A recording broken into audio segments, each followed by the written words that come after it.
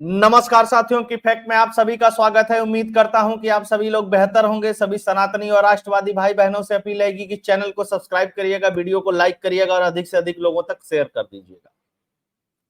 विपक्ष की जो इस समय हालत है, खासकर कांग्रेस पार्टी की और राहुल गांधी की, वो विक्षिप्तों वाली हो गई है। इसको 99 सीट क्या मिल गई, ये अपने आप को संसद में, संसद के बाहर हर जगह राजा समझने लगा। अब तो खुलेआम हिंदुओं को गाली दिया जा रहा है, उनको हिंसक और पता नहीं क्या क्या बताया जा रहा है। उस पर मैं वीडियो कर चुका हूं, पिछली वीडियो आप उसको देख सकते हैं, लाइव किया था। लेकिन विपक्ष एक और चीज को लेकर के आपस में गुत्थम गुत्था किया हुआ है, जबकि कोई मतलब नहीं है। क्योंकि डिप्टी स्पीकर कौन होगा यह एनडीए को तय करना है, भारतीय जनता पार्टी को तय करना है। यह राहुल गांधी नहीं तय कर सकते हैं, यह ममता बनर्जी भी नहीं तय कर सकती है। लेकिन फिर भी आपस में गुत्थम गुत्था है। क्योंकि आप लोगों ने देखा होगा, जब प्रोटेम स्पीकर की बात आई तब इन्होंने के सुरेश का नाम आगे कर दिया। के सुरेश को क्यों नहीं बनाया?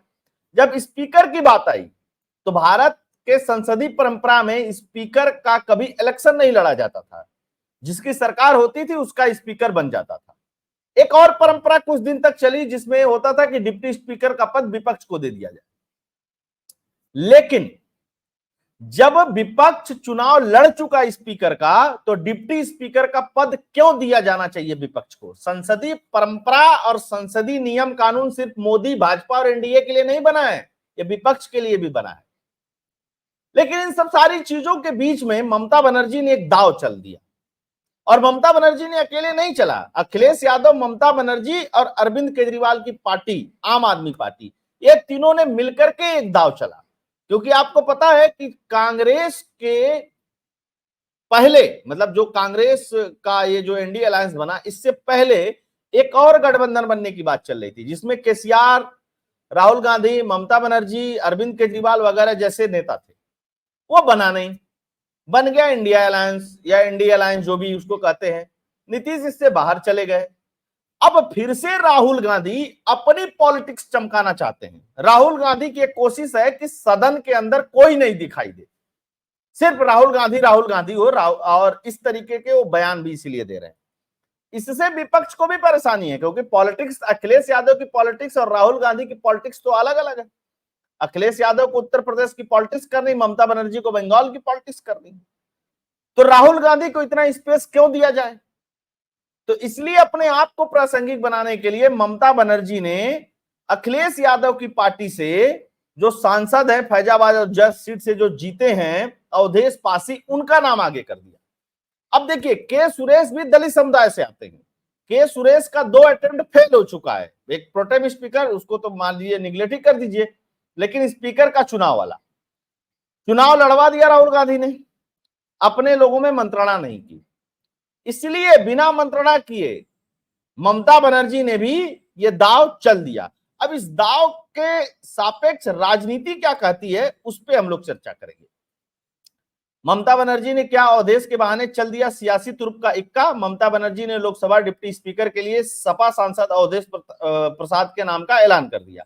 कांग्रेस की तरफ से पहले दलित समुदाय से आने वाले वरिष्ठ सांसद के सुरेश के नाम की चर्चा थी, लेकिन ममता ने अवधेश का नाम आगे बढ़ा दिया। ठीक, तो एक तो के सुरेश का पत्ता कट गया। अब कुछ पत्रकार और कुछ देख रहे थे, एनालिस्ट बता रहे थे, अरे अवधेश को बना दिया तो उस पे तो मतलब बहुत बड़ा हो जाएगा, ये खेला हो जाएगा, वो खेला कर दिया, इसको फंसा दिया। भाई साहब, बीजेपी के पास और एनडीए के जो घटक दल हैं, उनके पास भी बड़े दलित नेता, सांसद हैं जिनको डिप्टी स्पीकर बनाया जा सकता है। पहली बात। दूसरी बात कि अगर बीजेपी और एनडीए चाहेंगे ही नहीं कि चुनाव हो, तो फिर क्या करेंगे? ये बहुत बढ़िया अस्त्र है। क्योंकि आप याद रखिए, 2019 से लेकर के 2024 के तक डिप्टी स्पीकर का पद खाली था। जब तक नहीं एनडीए चाहेगी तब तक चुनाव नहीं हो सकता है। और जब तुम स्पीकर का चुनाव लड़ चुके हो, तो किस नैतिकता के आधार पर डिप्टी स्पीकर का पद मांग रहे हो?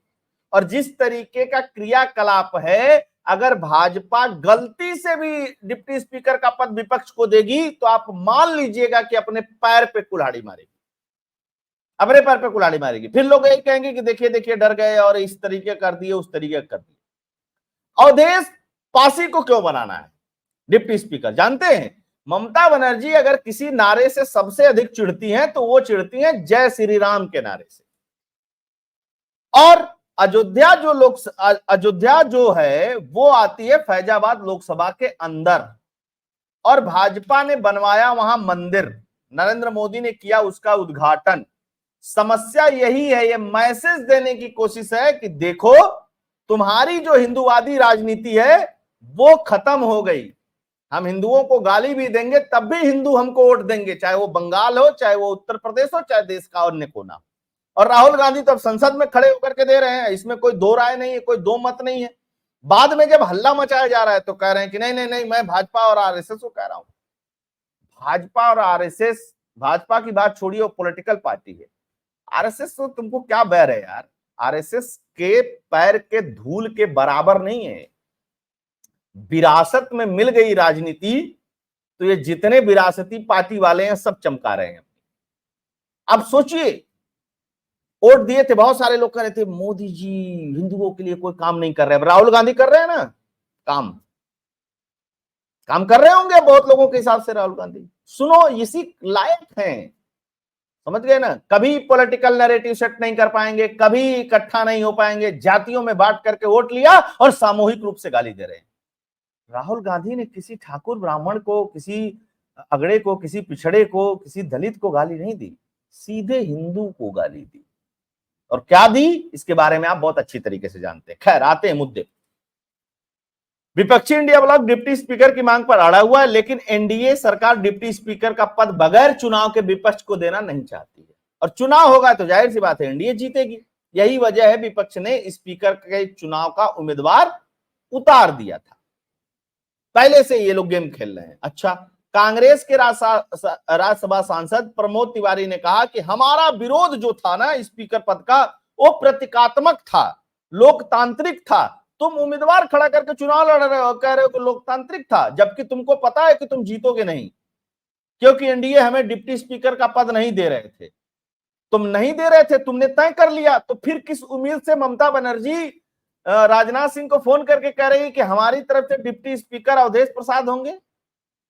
कांग्रेस तो मान ली है ना कि हमको डिप्टी स्पीकर का पद या विपक्ष को डिप्टी स्पीकर का पद नहीं मिलेगा, इसलिए हम स्पीकर का चुनाव लड़ेंगे। तो अब कहां इतनी बेचैनी है भाई? और देख रहे थे कई बड़े बड़े पत्रकार टीवी पे, ये परंपरा वो परंपरा, कौन सी परंपरा किस बात की परंपरा और कैसी परंपरा?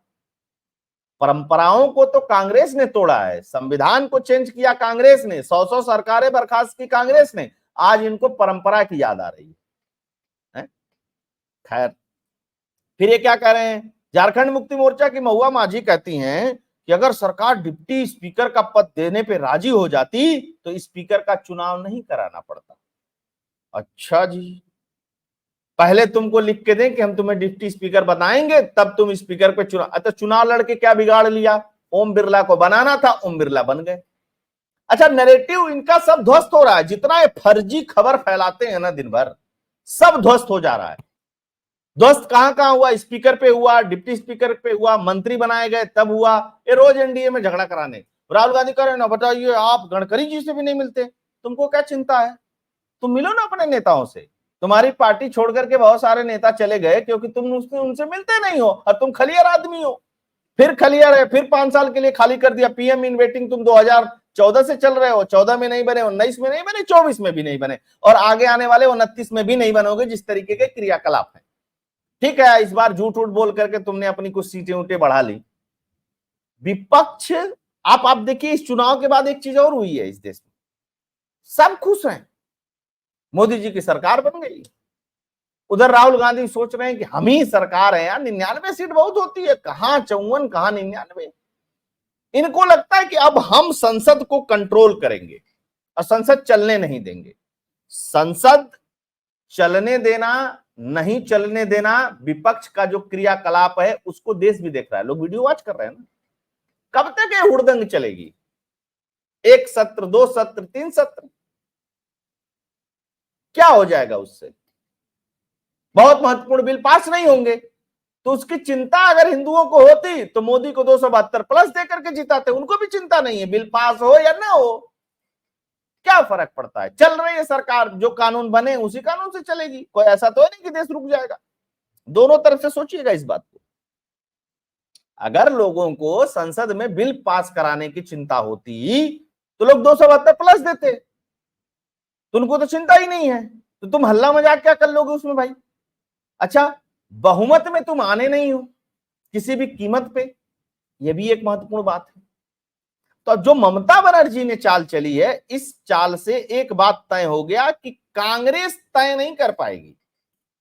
जब कांग्रेस का कहना है कि 8 बार का सांसद है और वो भी दलित है, कांग्रेस इसलिए साउथ के व्यक्ति को बनाना चाहती थी, दक्षिण भारत से एक व्यक्ति को बनाना चाहती थी, क्योंकि वो वहां पे अपनी राजनीति चमकाना चाहती थी। के सुरेश केरल से आते हैं अगर मैं गलत नहीं हूं तो, और केरल में होना है विधानसभा का चुनाव, ये एक बड़ा फैक्टर है। अब बीजेपी और एनडीए के पास क्या चाह रहा है कि टीडीपी ने कहा कि मुझे बहुत, हम लोग इच्छुक नहीं है ना, इस पे बहुत बात कर रहे हैं कि हमको डिप्टी स्पीकर का पद चाहिए। अब चाहिए कि नीतीश कुमार की पार्टी या टीडीपी के पार्टी से कोई बढ़िया कद्दावर दलित नेता लाए और उसको डिप्टी स्पीकर बना दे और कहे कि चुनाव लड़ो तुम। इनको बार बार हराना जरूरी है, क्योंकि जब तक इनको बार बार हराएंगे नहीं तब तक ये इस गुमान से बाहर निकलेंगे नहीं। या तो फिर ये जितना हल्ला गुल्ला मच रहा है, डिप्टी स्पीकर का चुनाव ही मत कराओ, ये बड़ा खेल है, चुनाव ही ना हो, चिल्लाते रहो तुम। चिल्लाने से क्या हो जाएगा तुम्हारे, क्या फर्क पड़ता है? मतलब विपक्ष सरकार का समर्थन करेगा किसी मुद्दे पे, अगर नरेंद्र मोदी जी ये सोचते हैं तो फिर नरेंद्र मोदी जी की पॉलिटिकल सोच छोटी है या कम है। विपक्ष आपको बिल्कुल भी मदद नहीं करेगा। जैसे कुछ दिन तक नहीं चला कि पसबंदा वोट देंगे, पसबंदा वोट देंगे, पसबंदा वोट देंगे, 3 तलाक पे वोट देंगे, वह भी एक राजनीतिक भूल है। कोई वोट नहीं देने वाला, मुस्लिम वोट नहीं मिलने वाले आपको, चाहे कुछ भी कर लीजिए, कुछ भी कर लीजिए, कोई साथ विकास उकास सब कुछ नहीं होगा। हम लोग बहुत बार बार कहते थे कि सबका साथ सबका विश्वास, विश्वास छोड़िए। अब इसी चुनाव में डिप्टी स्पीकर का अगर चुनाव होता है तो इसमें दम दिखाने की जरूरत है। कह दीजिए नहीं यार, नहीं मानेंगे,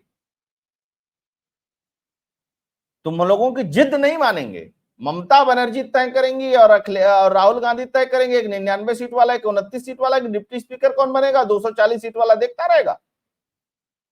बाकी आपको अवधेश पासी को इसीलिए आगे कर किया जा रहा है क्योंकि आपको भाजपा की राजनीति को जलील किया जाए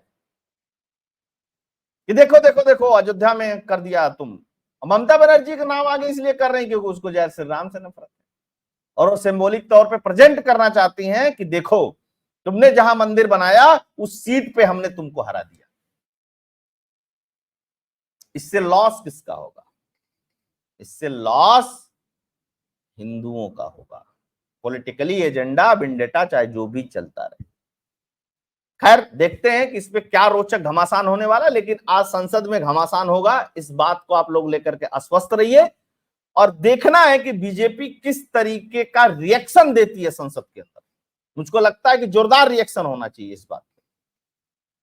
और जो बीजेपी के लोग हैं, बीजेपी के कार्यकर्ता हैं, जो आरएसएस के लोग हैं, आरएसएस के जो कार्यकर्ता हैं, उनको पूरे देश भर में राहुल गांधी के इस भाषण का विरोध करना चाहिए, नहीं तो ये हरकत, ये हिमाकत बढ़ती जाएगी। बहुत सारे लोग इस समय जुड़े हुए हैं, सभी लोगों को मेरा नमस्कार, प्रणाम। अगर आपको एनालिसिस, वीडियो फैक्ट्स पसंद आते हैं तो इस सनातनी चैनल को प्रमोट करते रहिएगा। आप कंट्रीब्यूट भी कर सकते हैं, फोन पे पेटीएम का नंबर स्क्रीन पे दिया हुआ, आप इसके थ्रू डोनेट या कंट्रीब्यूट कर सकते हैं। बहुत बहुत धन्यवाद, आप सभी लोग जुड़े। जय श्री राम, जय हिंदू।